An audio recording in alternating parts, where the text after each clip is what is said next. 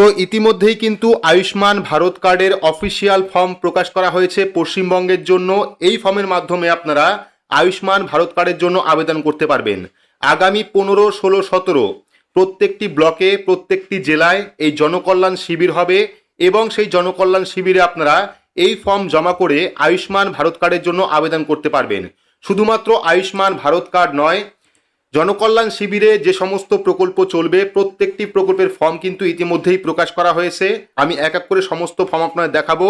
পাশাপাশি আয়ুষ্মান ভারত কার্ডের যে ফর্ম, সেই ফর্ম আপনারা কিভাবে ফিল আপ করবেন, এর সঙ্গে কোন কোন ডকুমেন্টের প্রয়োজন পড়বে, বিস্তারিত কিন্তু আজকের এই ভিডিও থেকে আপনারা জানতে পারবেন।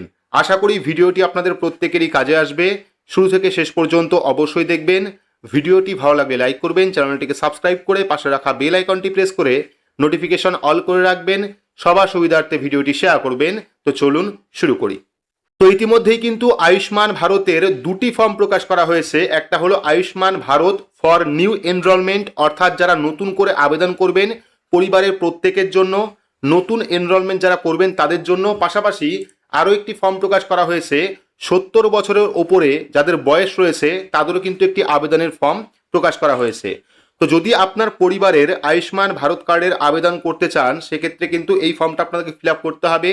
তো এই ফর্ম কীভাবে ফিল আপ করবেন সম্পূর্ণ পদ্ধতি আমি দেখাচ্ছি। দেখতে পাচ্ছেন Ayushman Bharat Pradhan Mantri Jan Arogya Yojana for new enrolment West Bengal, অর্থাৎ পশ্চিমবঙ্গের জন্য, যেটা জনকল্যাণ শিবিরে আপনাকে জমা করতে হবে।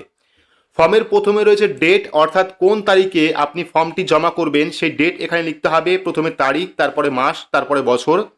লেখার পর পেয়ে যাবেন বেসিক বেনিফিশিয়ারি ডিটেলস, অর্থাৎ এখানে কিন্তু বেনিফিশিয়ারির ডিটেলস লিখতে হবে। তো ফর্মটা যেহেতু ইংলিশে, আপনারা ইংলিশে বড় হাতের ফর্মটা ফিল আপ করবেন। প্রথমে রয়েছে আধার নাম্বার, এখানে আপনাকে আধার কার্ড নাম্বার দিতে হবে। যিনি আবেদন করবেন চেষ্টা করবেন বাড়ির যে প্রধান তাকে দিয়ে আবেদন করানোর, বা চাইলে আপনি নিজেও করতে পারেন, ঠিক আছে। এখানে আপনারা যে ফর্ম জমা করবে তার আধার কার্ড নাম্বার লিখবেন। আধার কার্ড নাম্বার লেখার পর পেয়ে যাবেন অ্যাপ্লিকেন্ট নেম, অর্থাৎ যিনি আবেদন করবেন তার নাম এবং পদবি এখানে লিখতে হবে।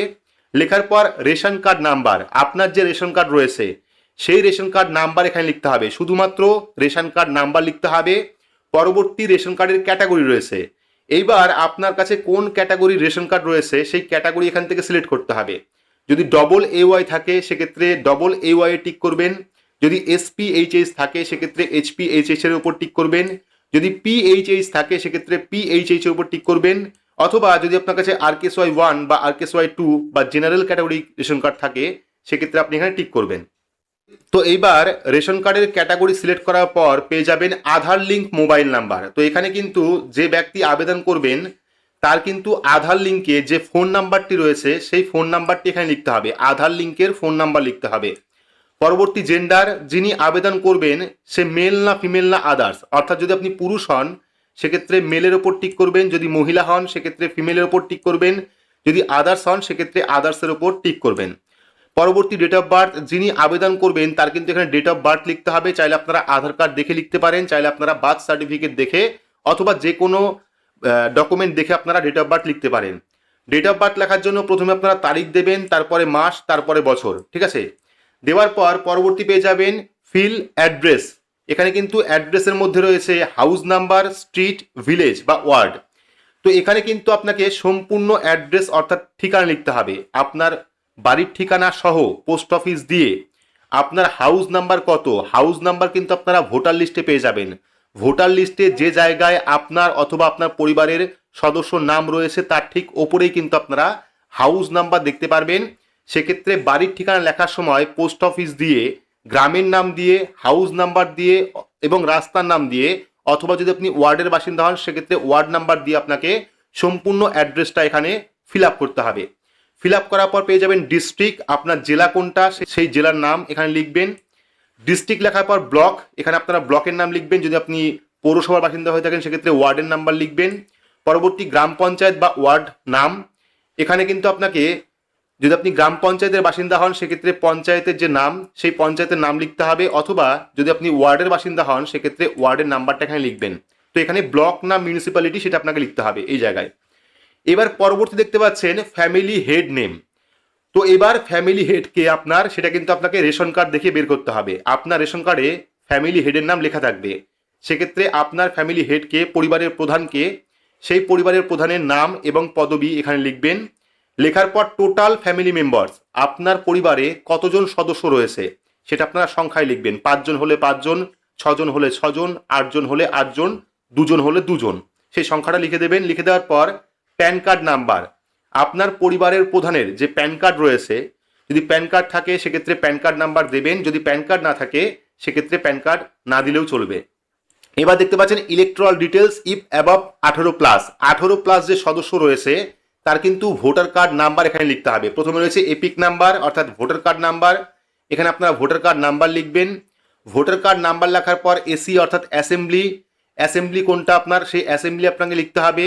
লেখার পর পার্ট নাম্বার, আপনার বুথ নাম্বার কত সেই পার্ট নাম্বার এখানে লিখতে হবে। পার্ট নাম্বার লেখার পর সিরিয়াল নাম্বার, ভোটার লিস্টে কত নাম্বার সিরিয়ালে আপনার নাম রয়েছে সেই সিরিয়াল নাম্বারটা এখানে লিখতে হবে। লেখার পর স্বাস্থ্যসাথী কার্ড ডিটেলস, যদি আপনার কাছে স্বাস্থ্যসাথী কার্ড থাকে বা আপনার পরিবারের যদি স্বাস্থ্যসাথী কার্ড থাকে সেক্ষেত্রে স্বাস্থ্যসাথী কার্ডে নিচের দিকে যে 17 সংখ্যার নাম্বারটা দেওয়া রয়েছে সেই 17 সংখ্যার নাম্বার এখানে লিখবেন। যদি না থাকে সেক্ষেত্রে না লিখলেও চলবে। এর পরবর্তী রয়েছে আইটেম বা ক্রাইটেরিয়া, এটা হলো গ্রামীণ এলাকার জন্য দেখতে পাচ্ছেন ফর রুরাল, দুটো ফরম্যাট করা হয়েছে, একটা হলো রুরাল এবং আরবান। তো প্রথমে রুরাল অর্থাৎ গ্রামীণ ক্ষেত্রে যদি আপনার এখনো পর্যন্ত কাঁচা বাড়ি থাকে, কাঁচা ওয়াল থাকে বা কাঁচা বাড়ি থাকে সেক্ষেত্রে আপনাকে ইয়েস অথবা নো অপশনে টিক করতে হবে। পরবর্তী যদি আপনার বাড়িতে 16 থেকে 59 বছরের মধ্যে কোনো সদস্য থাকে সেক্ষেত্রে ইয়েস অথবা নো অপশনে টিক করতে হবে। এর পরবর্তী বলা হয়েছে female headed household with no adult member between age 16 থেকে 59, অর্থাৎ 16 থেকে 59 বছরের মধ্যে কোনো প্রাপ্তবয়স্ক পুরুষ সদস্য নেই কিন্তু মহিলা হেড রয়েছে, সেক্ষেত্রে আপনি ইয়েস অথবা নো অপশনে টিক করবেন। তার পরবর্তী বলা হয়েছে পরিবারের কোনো সদস্য প্রতিবন্ধী কিনা যে প্রাপ্তবয়স্ক, যদি প্রাপ্তবয়স্ক কোনো প্রতিবন্ধী সদস্য থেকে থাকে সেক্ষেত্রে আপনি ইয়েস অথবা নো অপশনে টিক করবেন। পরবর্তী পেয়ে যাবেন যদি আপনার পরিবার এসসি বা এসটি কাস্টের হয় তাহলে আপনি এখানে ইয়েস অথবা নো অপশনে টিক করবেন। এর পরবর্তী ভূমিহীন পরিবার, যাদের আয়ের উৎস যদি আপনি লেবার শ্রেণীর হয়ে থাকেন, যদি আপনার জমি না থাকে সেক্ষেত্রে আপনি এখানে ইয়েস অথবা নো অপশনে টিক করবেন। তার পরবর্তী বলা হয়েছে নিঃস্ব ভিক্ষাবৃত্তির মাধ্যমে জীবন নির্বাহ করেন, যদি আপনি ভিক্ষাবৃত্তি বা যদি আপনার পরিবারের কোনো সদস্য ভিক্ষাবৃত্তির মাধ্যমে জীবন পরিবাহ করে সেক্ষেত্রে কিন্তু আপনাকে এখানে ইয়েস অথবা নো অপশনে টিক করতে হবে। পরবর্তী বলা হয়েছে হাতে মলমূত্র পরিষ্কারকারী, ঠিক আছে, যারা মলমূত্র পরিষ্কারের কাজে আছেন, যদি আপনার পরিবারের কোনো সদস্য এই সমস্ত কাজ করে থাকে সেক্ষেত্রে আপনি এখানে ইয়েস অথবা নো করবেন, ঠিক আছে, এখানে ইয়েস অথবা নো করবেন। এবং যদি ট্রাইবাল গ্রুপের হন, আপনি উপজাতি গোষ্ঠীর হন, সেক্ষেত্রে কিন্তু এই আগেরটায় আপনি ইয়েস অথবা নো অপশনে টিক করবেন এবং পরেরটায় যদি ম্যাথর শ্রেণীর কোনো সদস্য থেকে থাকে সেক্ষেত্রে এখানে ইয়েস অথবা নো অপশনে টিক করবেন। এটা হলো গ্রামীণ ক্ষেত্রের জন্য। তো এই ফর্মের মধ্যেই কিন্তু আবার আরবান ক্ষেত্র যুক্ত করা হয়েছে। একই ফর্মের মাধ্যমে আপনারা গ্রামীণ এবং আরবান উভয়েই আপনারা আবেদন করতে পারবেন, শহরে এবং গ্রামীণ বাসিন্দারা। তো আরবানের ক্ষেত্রে কি কি নিয়ম রয়েছে? আরবানের ক্ষেত্রে প্রথম বলা হয়েছে আবর্জনা বা বজ্র সংগ্রহ করে কিনা। যদি আপনার পরিবারে এরকম কোনো সদস্য থেকে থাকে যে আবর্জনা সংগ্রহ করে সেক্ষেত্রে ইয়েস অথবা নো অপশনে টিক করবেন।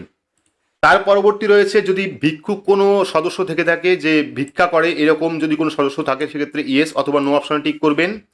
তার পরবর্তী গৃহকর্মী ডোমেস্টিক ওয়ার্কার যদি থাকে সেক্ষেত্রে আপনি এখানে ইয়েস অথবা নো করবেন। পরিচারিকা যেটাকে বলা হয়, মানে লোকের বাড়িতে কাজ করেন এরকম যদি কোনো সদস্য থাকে তাহলে আপনি ইয়েস অথবা নো অপশনে টিক করবেন।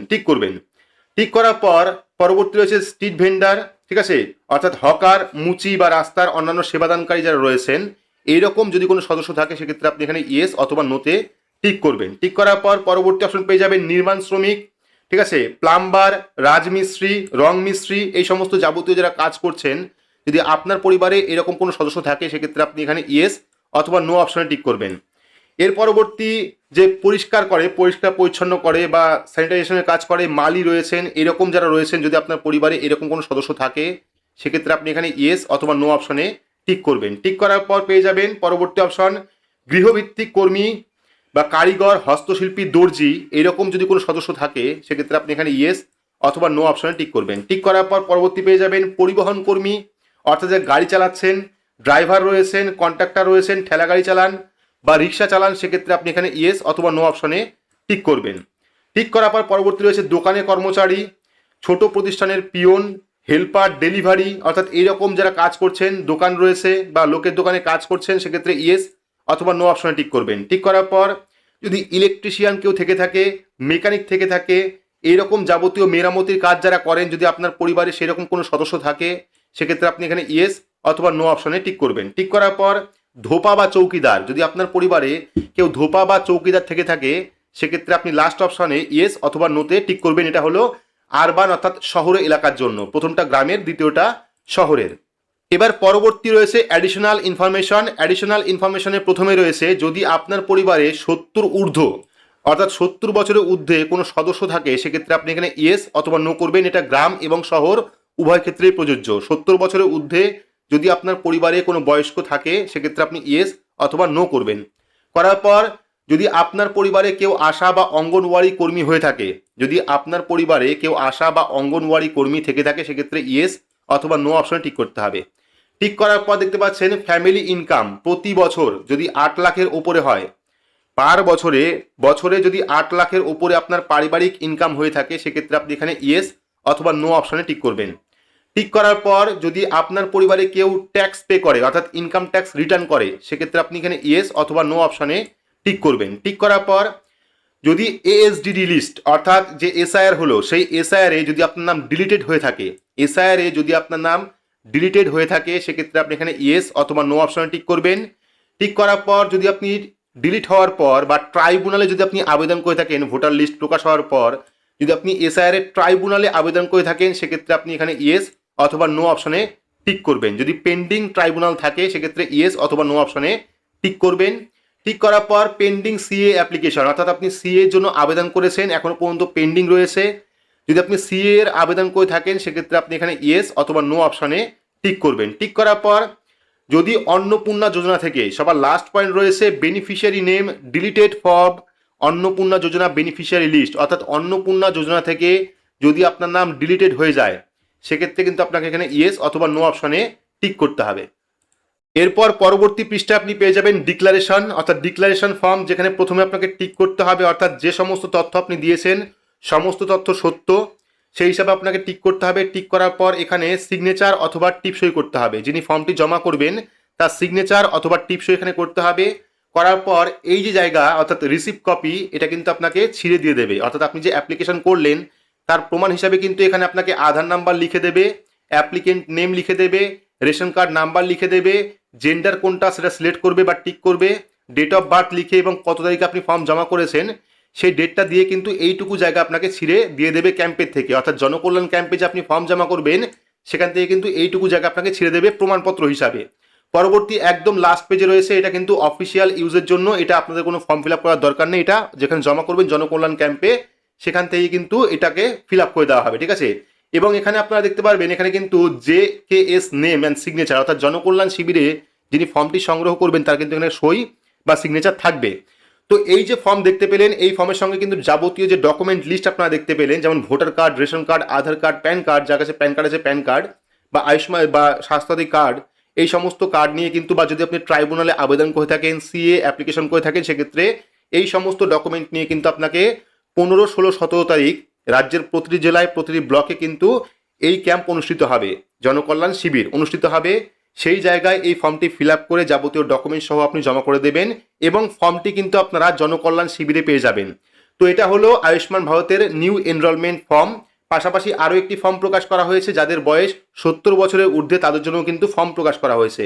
শুধুমাত্র আয়ুষ্মান ভারত কার্ডই নয়, জনকল্যাণ শিবিরে যে সমস্ত প্রকল্প চলবে প্রত্যেকটি প্রকল্পের ফর্মই কিন্তু ইতিমধ্যে প্রকাশ করা হয়েছে। এই ফর্ম কিন্তু আপনারা জনকল্যাণ শিবিরে পেয়ে যাবেন, অনলাইনেও পেয়ে যাবেন। আমি বলছি কোথা থেকে আপনারা সংগ্রহ করবেন।